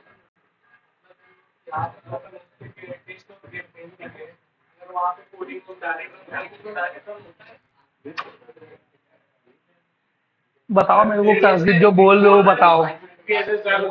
डायरेक्ट मतलब कैसा? अच्छा वैसा। उसमें आगे आएगा बोलता है। बोले अच्छा लेक्चर खत्म हो रहा था, टोक दिया। उसमें क्या होगा कि अगर मैं ना यहाँ पे कोई भी, ये जो है ना, ये कंट्रोलर का नाम है। और ये जो है ना, ये एक्शन का नाम है। मतलब इसको एक्शन बोलते हैं, इसको हम लोग क्या बोलते हैं? एक्शन। तो अगर मैं कोई भी कंट्रोलर और कोई भी एक्शन अगर नहीं लिखता हूं, तो मेरे को ये बताना पड़ता है कि बाय डिफॉल्ट कौन सा कंट्रोलर और कौन सा एक्शन हिट होना चाहिए। तो अभी हम लोग उसको बताए नहीं है, तो वो कहाँ बताना होता है? वो ऐप स्टार्ट में जाना होता है, राउट कॉन्फ़िग में जाना होता है। राउट कॉन्फ़िग में जाके यहाँ बताना पड़ता है कि कौन सा कंट्रोलर और कौन सा एक्शन। मैं कुछ नहीं बताऊंगा तो भी कौन सा कंट्रोलर कौन सा एक्शन को कॉल करना है। तो अभी वो किसको ढूंढ रहा है पता है? होम और इंडेक्स को, जो कि है ही नहीं। मेरे कंट्रोलर का नाम क्या है? टेस्ट। मेरे एक्शन का नाम क्या है? Control shift B. अब देखो, अभी मैं रन किया, कोई कंट्रोलर कोई एक्शन नहीं स्पेसिफाई किया, तब भी आया बाहर। तो अभी क्या हुआ, मैं लिखा नहीं टेस्ट और गेट नेम, लेकिन मैं कहीं और जाके लिख के आया कि टेस्ट और गेट नेम ले लेना अगर मैं कुछ नहीं लिखूंगा तो। अभी यहाँ पे मैं कोई कंट्रोलर कोई एक्शन नहीं लिखा, तो वो गया डिफॉल्ट सेक्शन में जाके चेक किया, टेस्ट गेट नेम वहां से उठाया दिखा दिया। तो ये होता है, लेकिन ऐसे होता है, कोई चीज ऑटोमेटिक नहीं होती है। अगर कोई चीज ऑटोमेटिक है, इसका मतलब कोई तो डेवलपर पीछे कोड किया है, इसके लिए वो तुमको ऑटोमेटिक लगा। लोग बोलते हैं ना ये किया तो ऑटोमेटिक हो जाता है। ऑटोमेटिक जादू है क्या? ऑटोमेटिक होएगा? जादू ही तो कुछ नहीं होता, समझे क्या? जब भी तुमको, और देखो एक चीज लोग को ना ऑटोमेटिक में आता है बहुत मजा, बोले ये किया तो ये ऑटोमेटिक हो जाता है, लेकिन ऑटोमेटिक में ना तुम्हारा कंट्रोल छूट जाता है उन चीजों से। मेरी बात समझ रही? कंट्रोल छूट जाता है, मतलब जैसे जो चीज ऑटो, जो कोड ऑटो जनरेट होगा, जो कोड ऑटो जनरेट होगा, इसका मतलब वो कोड तुम नहीं लिख रहे हो। और जो कोड तुम नहीं लिख रहे हो, अगर उसमें एरर आ गया, तो वो तुम कभी उसमें से एरर कभी निकाल नहीं पाओगे जिंदगी में।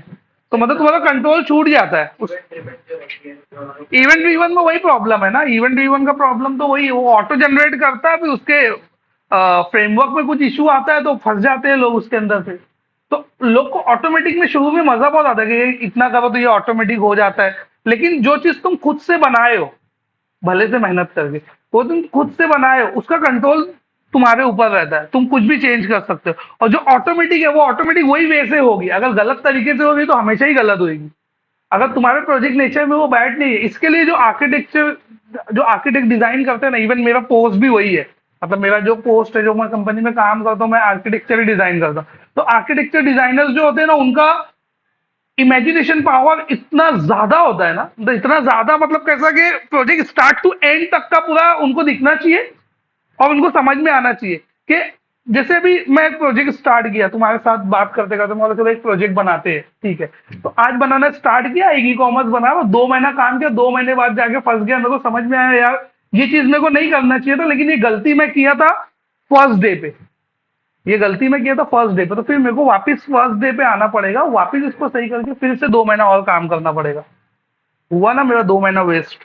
तो डिजाइनर जो आर्किटेक्ट डिजाइनर होते हैं ना, ये चीज बचा लेते हैं। उनको उनको एक्सपीरियंस होता है वो चीज का, कि मतलब जैसे फॉर एग्जाम्पल तुमने स्टार्ट किया ई कॉमर्स बनाना, ठीक है, ये बहुत अच्छी स्टोरी है, सुन लो, चलो थोड़ी देर स्टोरी सुन लो, कहानी बहुत रहती मेरे पास। तो तुमने स्टार्ट किया ई कॉमर्स बनाना, है ना। अब तुमने ई कॉमर्स, अभी तक ई कॉमर्स कोई बनी हुई नहीं है, तुमको पहली बार ई कॉमर्स बनाने का प्रोजेक्ट मिला। अब तुमने ई कॉमर्स बनाना स्टार्ट किया, कोड करते करते करते करते करते 2 महीने बाद तुमको रियलाइज हुआ, अरे यार ये तो मैं फंस गया, अब ये होगा नहीं। क्यों? क्योंकि मैं गलती शुरू में किया था फर्स्ट डे में। तो तुमने क्या किया, तुमने सोचा कि कोई और ये गलती नहीं करना चाहिए, तो तुमने क्या लिखा, एक आर्टिकल लिखा कि अगर किसी को ई कॉमर्स बनाना है तो उसके लिए फर्स्ट डे से ये चीज उसको करना पड़ेगा। तुमने एक आर्टिकल लिख दिया, ठीक है।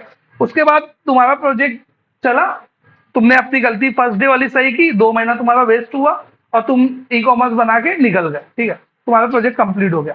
उसके बाद लेते साकिब आया, साकिब को भी ई कॉमर्स बनाना था। ये बोला पहले देखता हूँ आर्टिकल कौन से ई कॉमर्स पे। इसने आर्टिकल पढ़ा ये भाई का, इसको पता चल गया ना कि ये फर्स्ट डे में ये गलती नहीं करना है। तो इसने क्या किया, फर्स्ट डे से वो गलती सुधार लिया। लेकिन इसका प्रोजेक्ट है ना थर्ड या फोर्थ महीने में जाके अटक गया। तो इसको रियलाइज हुआ कि ये जो गलती मैं किया था ना, ये जो गलती थी मैं सेकंड मंथ में जो चीज ये किया था ना, वो गलती थी। तो इसने क्या किया, वापस आया, अपनी गलती सही कर ली और इसने एक आर्टिकल लिख दिया। अब उसने अपने आर्टिकल में इसके आर्टिकल का रेफरेंस डाल दिया कि मैंने एमन का आर्टिकल देखा था, उसमें ऐसा ऐसा था, तो मैं ऐसा ऐसा किया, तो मैं ये मंथ में जाके यहाँ पे फंस गया। तो ये तुम नहीं करो, इसके लिए तुमको ये करना पड़ेगा, ऐसा कुछ इसने आर्टिकल लिख दिया। इसका प्रोजेक्ट भाई का कंप्लीट हो गया। थर्ड लेट से मुजम्मिल आया, इसको भी ई कॉमर्स बनाना है, इसको आर्टिकल दिखा ये दोनों का। तो इसने क्या किया, ये दोनों की जो मिस्टेक किए थे ना, ये मिस्टेक नहीं किया, ठीक है। इसने क्या किया, फर्स्ट डे से प्लान वे से काम किया। तो ये दोनों जो 2 महीना या 6 महीने में जाके फंसे थे ना, मुजम्मिल नहीं फंसा। क्यों नहीं फंसा? तो ये दोनों का आर्किटेक्चर उसने फॉलो कर लिया। तो जो आर्किटेक्ट डिजाइनर रहता है ना, उसको ये पता रहता है कि अगर ये यहाँ पे ये करेंगे तो यहाँ जाके प्रोजेक्ट फंसेगा। तो वो क्या करता है पता है, शुरू से ऐसा प्रोजेक्ट बनवाते हैं जो फ्रेजाइल हो। तो मतलब बहुत सारी चीज होती है उसके अंदर, तो शुरू से ऐसी टेक्निक फॉलो की जाती है प्रोजेक्ट के लिए कि प्रोजेक्ट आगे जाके नहीं फंसना चाहिए। और फ्रेशर्स को लगता है कि भाई वो कुछ भी काम करवा रहा है मेरे से, ये सब चीज की तो जरूरत भी नहीं है। बोले यार वो कुछ भी काम करवा रहा है, वो सब चीज की जरूरत नहीं है, ये ऐसा नहीं है वैसा नहीं है, उसकी पोस्ट बड़ी है तो वो रौब झाड़ रहा है, बोला है तो करना ही पड़ेगा, ऐसा बोलते हैं लोग हम लोग। तो वो बोले वो बोला है तो करना ही पड़ेगा, वो ऐसा है वैसा है, ये सब बात। लेकिन वो एक्चुअल में 1 साल 2 साल वालों को नहीं समझ में आता है। ये मैं तुमको क्यों बता रहा हूं, तुमको आज नहीं तो कल तुम भी कंपनी में जाओगे, काम करोगे, तुम्हारा तुम्हारा मैनेजर भी तुमको वो चीज बोलेगा और तुमको ऐसा लगेगा ये फालतू काम करवा रहा है। लेकिन वो फालतू नहीं रहता भाई, कोई किसी को नहीं पड़ी है तुमसे फालतू काम करवाने की। क्यों करवाएगा वो, अननेसेसरी कोड क्यों करवाएगा तुमसे? क्योंकि प्रोजेक्ट जो होते हैं ना, सॉफ्टवेयर प्रोजेक्ट की एक सबसे खास मतलब, जैसे अभी तुम मैकेनिकल का प्रोजेक्ट कर रहे हो या सिविल का कर रहे हो, तो तुमको सब सामने दिखता है। जो बिल्डिंग बन रही है वो सामने दिखेगी, मैकेनिकल में जो जो भी भट्टी लगी है, जो भी बना है वो तुमको सामने सॉफ्टवेयर में तुमको कुछ दिखता नहीं है। और उसको इमेजिन करने के लिए एक तो तुमको एक्सपीरियंस होना चाहिए पहला, और दूसरा तुम्हारा इमेजिनेशन पावर भी उतना होना चाहिए कि तुम उसको इमेजिन कर पाओ वहां तक, मतलब उतनी चीज वहां तक का इमेजिन करके फिर उसको ये चीज 6 महीने बाद जाके तू फंसेगा तो उसका डिसीजन देखो अभी लेना है। तो ये जो पोस्ट होती है ना, ये पोस्ट का नाम है सॉफ्टवेयर आर्किटेक्ट्स जो होते हैं वो, मतलब जो, और सबसे ज्यादा हाईएस्ट पेड एम्प्लॉय भी आज के वही है। और अब सबके दिमाग में आया होगा वो बनने के लिए क्या करना है, वो बताओ, वो सब बात छोड़ो। तो उसके लिए जो सबसे इंपॉर्टेंट है वो है ऑब्जेक्ट ओरिएंटेशन। उसके लिए सबसे इंपॉर्टेंट जो है वो ऑब्जेक्ट, क्योंकि ऑब्जेक्ट ओरिएंटेशन पूरा इमेजिनेशन का काम है। कोई क्लास नहीं दिखती, कोई ऑब्जेक्ट नहीं दिखता, कोई मैसेज पास नहीं होता, कोई इनहेरिटेंस नहीं होता, लेकिन सब होता है ना। मेरी बात समझ में आई, मैं जो मैं बोला? तो उसके लिए तुमको चाहिए इमेजिनेशन बहुत है। ऐसे सॉफ्टवेयर तो पूरे हवा में, पूरे ऐसे हवा में पूरे धुएं उड़ाओ, धुएं से कुत्ते बनाओ, कुत्ते लड़ाओ। तो वो चीज जो है ना, वो चीज आनी चाहिए। समझ में आएगा? तो वो चीज जब तुमको वो चीज आ जाएगी, तुम बन जाओगे सॉफ्टवेयर आर्किटेक्ट। और वो आने के लिए तुमको दो चीज की जरूरत है। ऊप्स पहला सबसे इंपॉर्टेंट, दूसरा एक्सपीरियंस। वो भी एक्सपीरियंस किस चीज के लिए, किस चीज का एक्सपीरियंस? कोर डेवलपमेंट का एक्सपीरियंस, मतलब मल्टीपल पैलेंटी ऑफ प्रोजेक्ट्स पे तुमको काम किए हुए रहना चाहिए। क्योंकि जब तुम आर्किटेक्ट का इंटरव्यू दोगे ना, तो तुम्हारे सामने सिनेरियो रखेंगे कि एक ऐसा प्रोजेक्ट है, वो बनेगा तो क्या होगा, एक ऐसा प्रोजेक्ट है, ये बनेगा तो क्या होगा, एक ऐसा प्रोजेक्ट है, ये बनेगा तो क्या होगा। और नॉर्मली आर्किटेक्ट जो होते हैं, उनकी जो एज, नॉर्मली जो देखोगे कंपनीज में, आर्किटेक्ट जो उनकी एज होती है 40 प्लस वाले रहते हैं। बहुत रेयर तुमको आर्किटेक्ट मिलेंगे जो मतलब 35 के नीचे वाले रहेंगे। तो I am one of them. ऐसा है क्या? एनी टाइम यार, पार्टी की क्या बात है, छोटी बात कर रहे हैं। बोलते सर पार्टी।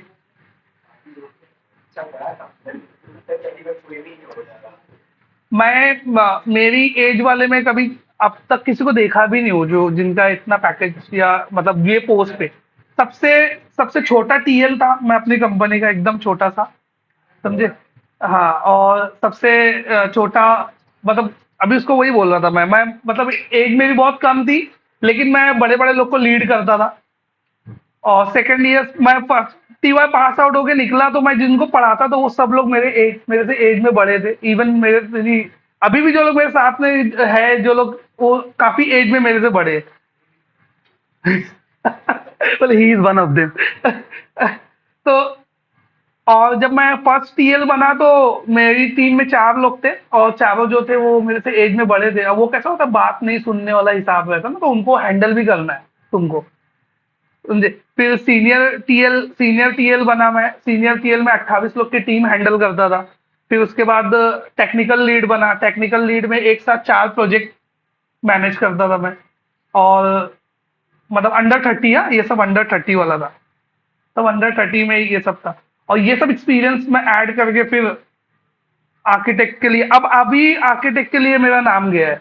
मतलब अब जो है कोई भी इश्यूज आते हैं, तो मेरी लास्ट कंपनी में भी मेरा ऐसा था कि मेरे को सिर्फ प्रोजेक्ट स्टार्ट होने के टाइम पे ही काम रहता था। बस प्रोजेक्ट स्टार्ट करना है तो स्टार्ट करके छोड़ देते थे। आर्किटेक्ट लोग का काम स्टार्ट करके छोड़ देंगे, फिर जो नीचे वाले हैं वो लोग सब काम करते रहते। कुछ बहुत अटका बिटका तो फिर वो लोग, आता है मामला लेके, आया तो आया, नहीं तो नहीं, वो भी नहीं आता। तो काम नहीं रहता था, मतलब काम ऐसा रहता था कंपनी में जाके पहले बात तो 10 बजे सब लोग ऑफिस जाते थे। तो हम लोग 2 टीएल थे हम लोग, एक मैं था, एक मेरा फ्रेंड अबुल नाम था उसका। हम लोग 1 बजे ऑफिस जाते थे। 1 बजे ऑफिस जाते थे। 1 बजे ऑफिस जाके जाते साथ खाना खाने जाते थे। बोले आ गए, अब भूख लग गई, अब खाना खाते। खाना खाने जाते थे। जहाँ खाना खाने जाते थे वो बाजू में मस्जिद थी। नमाज पढ़ते, नमाज पढ़ के मस्जिद में सो जाते थे। मस्जिद में सो के उठते थे 3:30 बजे। 3:30 बजे वापस आए, आगे देखे कुछ मेल मिल नहीं है, कुछ नहीं है। प्रोजेक्ट तो चल ही रहा है, चलेगा, इतने दिन से चल रहा है तो चलेगा ही। शुरू में हम लोग बना दिए थे उसको, दोनों मिलके, वो तो चलता ही था। फिर ऑफिस में चाय बटती थी 4:30 बजे, वो मिस नहीं होना चाहिए, तो वो फ्री की चाय, चाय पीने का, चाय पी के फिर टेरेस पे जाने का। टेरेस पे टीटी टीटी वीटी खेले, कैरम खेले। फिर हो गया, अब शाम हो गई, अब घर जाने का। तो ऐसे मैं 2 साल निकाला हूँ। और कोई मतलब ये क्यों इतना आसानी हुई, क्योंकि हम लोग 2 आर्किटेक्ट, मतलब मेरा फ्रेंड था जो मेरे साथ फ्रेंड बन गया था आर्किटेक्चर बनाते बनाते। तो वो मतलब हम लोग के शौक भी सेम, मतलब ऐसा राइडिंग वीडिंग करने वाला शौक था। तो हम लोग रात रात भर बैठ के आर्किटेक्चर बनाए। शुरू में 3 महीना अराउंड रात में 4 बजे तक हम लोग ऑफिस में रुकते थे, आर्किटेक्चर बनाए। और वो 2 साल वो आर्किटेक्चर में कोई बग नहीं आया। तो जब वो जो काम किए थे ना रात रात वाला, वो हम लोग को पे ऑफ करता था 2 साल। कोई और कुछ काम ही नहीं आया हम लोग को। 2 साल बस छोटे छोटे बग्स, कॉल में खाली रहना है और बंदे लोग को बोलना ये कर ले, वो कर ले। जैसे कोई नया बंदा ज्वाइन हुआ तो उसको आर्किटेक्चर समझाना पड़ता है, तो वहां पे भी ट्रेनिंग, मतलब समझा क्या बना है जो हम लोग 2 साल पहले बनाया, तो वो क्या बना है बस बता दिया, वो काम करेगा ना। तो वो काम करता था, उसकी भी हम लोग रिकॉर्डिंग करके रखते थे, वो भी रिकॉर्डिंग दे देते थे। हो गई ट्रेनिंग। तो मतलब सब काम से एकदम बच। तो ये क्वालिटी कब आएगी पता है? ये क्वालिटी कब आएगी जब तुम इनिशियल लेवल पे मेहनत करोगे तब। इनिशियल लेवल पे रात में 4-4 बजे तक हम लोग काम भी किए, 2-3 महीना तो बहुत काम किए, एक अलग लेवल से हम लोग काम किए। तो वो सब चीज लाने के लिए सबसे इंपॉर्टेंट पार्ट है ऑब्जेक्ट ओरिएंटेशन। जितना ज्यादा तुम ऑब्जेक्ट ओरिएंटेशन, अभी तुम लोग जब धीरे धीरे, अभी तो मैं ऑब्जेक्ट ओरिएंटेशन खाली टच किया हूँ, वापस मैं ऑब्जेक्ट ओरिएंटेशन पे बैक करूंगा, 3 बार हम लोग ऑब्जेक्ट ओरिएंटेशन पढ़ेंगे। तो जब मैं बैक ऑब्जेक्ट ओरिएंटेशन पे करूंगा, जब कुछ कंसेप्ट बताना स्टार्ट करूंगा, तुमको खुद को रियलाइज होगा कि ये ऑब्जेक्ट ओरिएंटेशन बहुत बड़ी चीज है, बहुत बड़ी। तुमको कोई तो, मेरे से पूछा था ना, शायद तुम पूछ रहे थे कि ये ऑब्जेक्ट ओरिएंटेशन पे जो इंटरव्यू के क्वेश्चंस आते हैं, ये 5 साल वाले को भी वही आते हैं क्या? तो मैं तुमको बोलता 5 नहीं, 15 और 18 पे भी वही आएगा। क्योंकि 15 और 18 पे जो बंदा है वो भी आर्किटेक्ट है, उसको भी ऑब्जेक्ट ओरिएंटेशन आने, बस सीवियरिटी लेवल चेंज हो जाता है क्वेश्चंस का। समझे क्या? और जो मैं सीवियरिटी लेवल तुमको बताऊंगा वो 5 साल तक तुमको चेंज नहीं होगा वो क्वेश्चन, ये गारंटी है। ये गारंटी, अपने जितने स्टूडेंट्स है वो लोग बोलते हैं हम लोग 4 साल वाले के इक्वल कोड करते हैं सर। ऐसा नहीं, मैं एक दो की बात बता रहा हूँ, जितने स्टूडेंट है वो लोग खुद बोलते हैं कि सर हम लोग कोड जो कर रहे हैं ना वो 4 साल वालों को भी नहीं आ रहा है, और गए यहाँ से फेक लगा के, गए यहाँ से फेक लगा के, और 4 साल वाले को बीट कर रहे हैं वो लोग। तो जो मैं तुमको सीवियरिटी लेवल बताऊंगा ना, 4 to 5 years तक चेंज नहीं होगा, इवन 2 जॉब तक चेंज नहीं होगा, ये गारंटी है। ये है। ठीक है, ठीक। और कुछ क्वेश्चन है वॉइस होती है देखो। क्या? नहीं, रोका नहीं हुआ है। निकाल दीजिए। हाँ, वो निकाल देंगे।